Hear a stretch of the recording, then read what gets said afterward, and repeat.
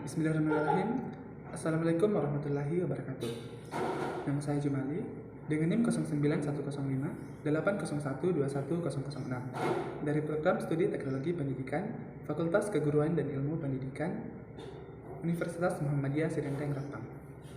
Di video kali ini saya akan menjelaskan tentang upaya pemberantasan korupsi dari mata kuliah Pendidikan Anti Korupsi. Nah, untuk lebih jelasnya, silahkan simak video berikut ini. A. Konsep pemberantasan korupsi. Upaya yang paling tepat untuk memberantas korupsi adalah dengan memberikan pidana atau menghukum seberat-beratnya pelaku korupsi. Dengan demikian, bidang hukum, khususnya hukum pidana, akan dianggap sebagai jawaban yang paling tepat untuk memberantas korupsi. Bagian B. Upaya penanggulangan kejahatan korupsi dengan hukum pidana. 1. Kebijakan penerapan hukum pidana atau criminal law application. 2. Kebijakan pencegahan tanpa hukum pidana atau prevention without punishment. 3. Kebijakan untuk mempengaruhi pandangan masyarakat mengenai kejahatan dan pemidanaan lewat mass media atau influencing views of society on crime and punishment atau mass media, atau media lainnya seperti penyuluhan, pendidikan, dan lain-lain. Melihat perbedaan tersebut, secara garis besar, upaya penanggulangan kejahatan dapat dibagi menjadi dua, yakni melalui jalur penal atau dengan menggunakan hukum pidana dan jalur non-penal atau diselesaikan di luar hukum pidana dengan sarana-sarana non-penal. Bagian C, berbagai strategi dan upaya pemberantasan korupsi. 1. Pembentukan lembaga anti korupsi. Bagian A, salah satu cara untuk memberantas korupsi adalah dengan membentuk lembaga yang independen yang khusus menangani korupsi. Sebagai contoh, di beberapa negara didirikan lembaga yang dinamakan Ombudsman. Lembaga ini pertama kali didirikan oleh Parlemen Swedia dengan nama Justitieombudsmannen pada tahun 1809. Peran lembaga Ombudsman yang kemudian berkembang pula di negara lain, antara lain menyediakan sarana bagi masyarakat yang hendak mengkomplain apa yang dilakukan oleh lembaga pemerintah dan pegawainya. B. Hal lain yang perlu diperhatikan adalah memperbaiki kinerja lembaga peradilan, baik dari tingkat kepolisian, kejaksaan, pengadilan, dan lembaga permasyarakatan. Pengadilan adalah jantungnya penegakan hukum yang harus bersikap imparsial atau tidak berpihak. C. Di tingkat departemen, kinerja lembaga-lembaga audit seperti Inspektorat Jenderal harus ditingkatkan. Selama ini ada kesan bahwa lembaga ini sama sekali tidak punya gigi ketika berhadapan dengan korupsi yang melibatkan pejabat tinggi. D.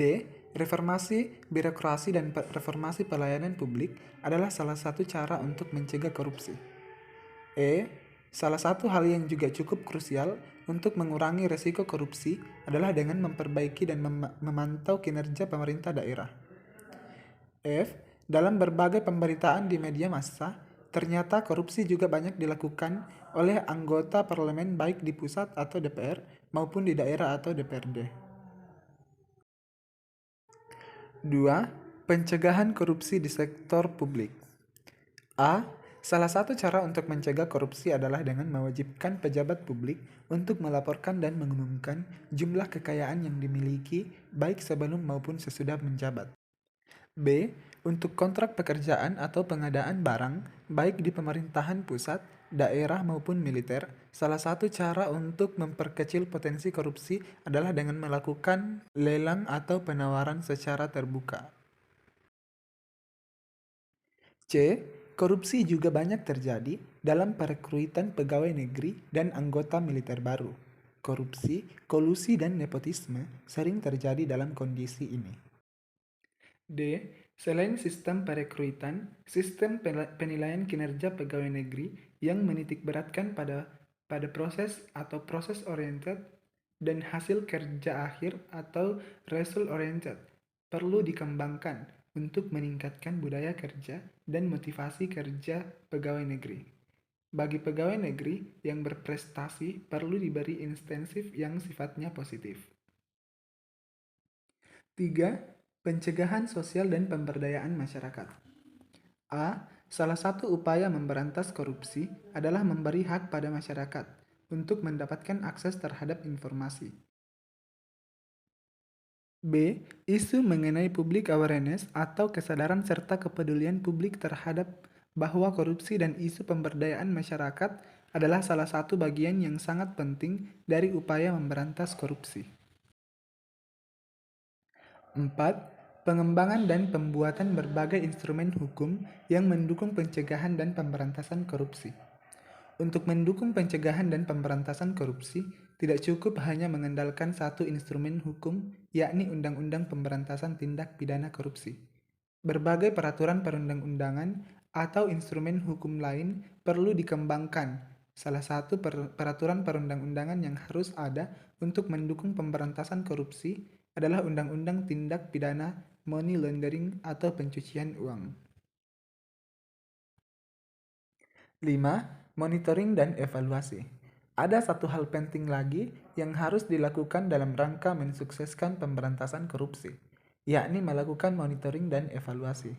Tanpa melakukan monitoring dan evaluasi terhadap seluruh pekerjaan atau kegiatan pemberantasan korupsi, sulit mengetahui capaian yang telah dilakukan. Dengan melakukan monitoring dan evaluasi, dapat dilihat strategi atau program yang sukses dan yang gagal. Nomor 6. Kerjasama internasional. Hal lain yang perlu dilakukan dalam memberantas korupsi adalah melakukan kerjasama internasional atau kerjasama baik dengan negara lain maupun dengan internasional NGOs. Itulah tadi beberapa bagian dari upaya pemberantasan korupsi. Cukup sekian, semoga bermanfaat. Billahi fisabilil haq fastabiqul khairat. Wassalamualaikum warahmatullahi wabarakatuh.